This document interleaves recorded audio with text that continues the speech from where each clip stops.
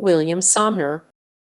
William Somner 1598–1669 was an English antiquarian scholar, the author of the first dictionary of the Anglo-Saxon language. Life. He was baptized in the Church of St. Margaret, Canterbury, on 5 November 1598, but according to a statement of his widow and surviving relatives, the date of his birth was 30 March 1606. His father held the office of Registrary of the Court of Canterbury under Sir Nathaniel Brent, commissary. After passing through the Free School at Canterbury, he became clerk to his father, and Archbishop William Laud soon advanced him to be registrar of the ecclesiastical courts of the diocese. The archbishop demanded of him a yearly report on the conduct of the clergy in the diocese, but this Somner failed to supply. Somner devoted his leisure to studying law and antiquities, and shooting with the long bow. A royalist, after the execution of Charles I, he wrote an elegy. Subsequently, he published another such poem, to which was prefixed the portrait of Charles I from the Icon basilique.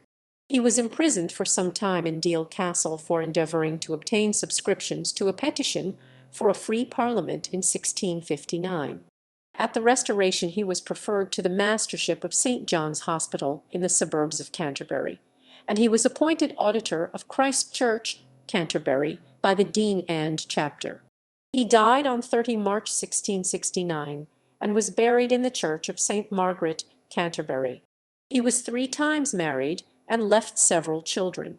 Somner acquired great reputation as an antiquary, and he numbered among his friends and correspondents Archbishops Laud and James Ussher, Robert Cotton, William Dugdale, Roger Dodsworth. The Dictionarium Saxonico-Latino-Anglicum.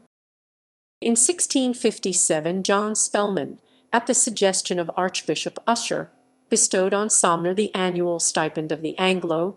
This enabled him to complete his principal work, the Dictionarium. It shortly became a standard work in the teaching at the University of Oxford. Other works.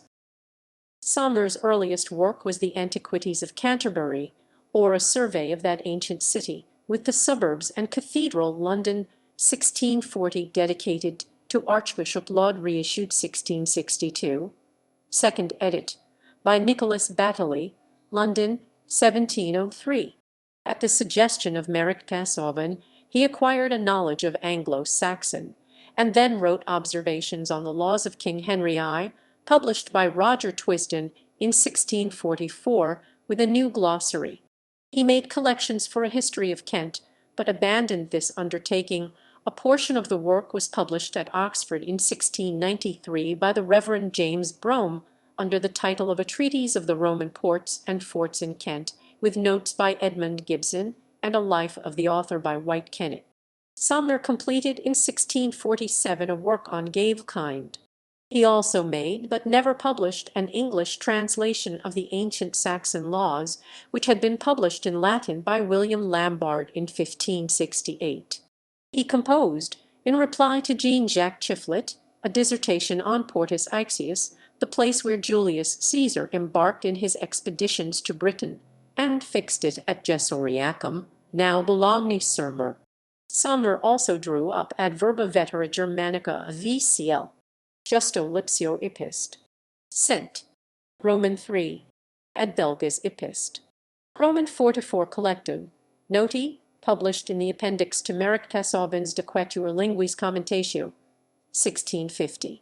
To the Historiae Anglicanae, Scriptures Decem, edited in 1652 by Roger Twisden, he contributed a glossary of obscure and antiquated words. To William Dugdale and Roger Dodsworth's Monastican Anglicanum, he contributed materials relating to Canterbury and the religious houses in Kent, and he translated into Latin all the Anglo-Saxon documents and many English records for the same work. His last antiquarian production was Chartham News, or a brief relation of some strange bones there lately digged up in some grounds of Mr. John Somner's. This was edited by his brother John, London 1680, and is reprinted at the end of the first part of the second edition of his Antiquities of Canterbury.